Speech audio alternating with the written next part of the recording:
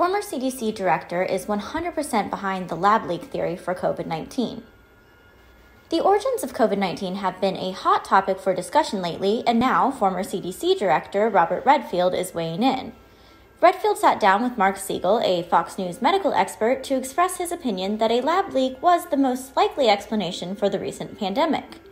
While Dr. Anthony Fauci has long argued that human contact with an infected animal started the spread of COVID-19, Redfield believes that the rate of human-to-human spread of the virus contradicts that theory.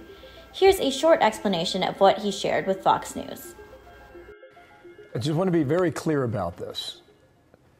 Redfield's running the CDC, right? I mean, they had their eyes on this thing probably in December, for sure in January and February.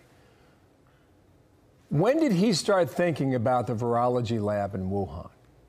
Great question, Bill. He started thinking about it at the very beginning, December and January.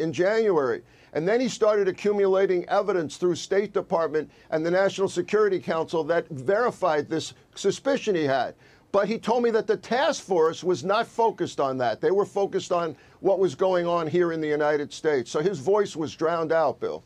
I think one of the things that I learned from there, just to really focus in on, was when Dr. Redfield said that because we didn't know about the origins, we in America, we're treating this as if it were a SARS-like virus, which we had dealt with before, but that was the exact wrong thing to do. If we had known that it was this other issue, the coronavirus issue, we would have treated things very differently. And we're about to come up on the 600,000th American to have died.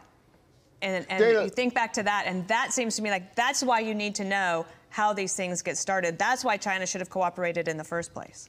Dana, that is so true. The structure of the virus, according to Dr. Redfield, led to that massive asymptomatic spread that caused the virus to rifle through our communities. And how contagious it was specifically due to that. And that's something that the origins play an exact role in. You're absolutely right. This is a really another fine point here as we look back on this, Doc. Asymptomatic spread. I don't believe that we really understood that until mid-March. Right.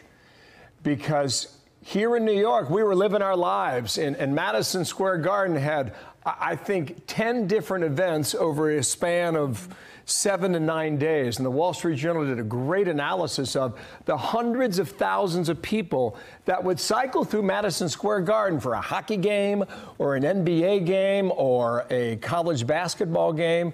And the possibility remains that a lot of these people could have been exposed to it. And then they go out in the community, and over the next 10 to 14 days, they're spreading this. Is that how we now understand sort of the mistake or the fault in not understanding COVID in the very beginning like that?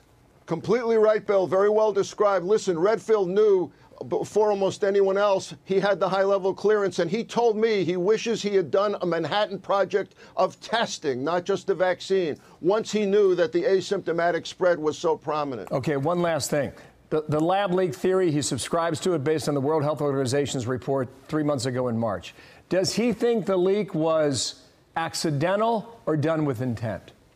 From everything I gleaned from that 2 hours, he does not believe the leak was on purpose, that it was accidental. But what was not accidental was perhaps what was going on in the lab in the first place to tweak the virus.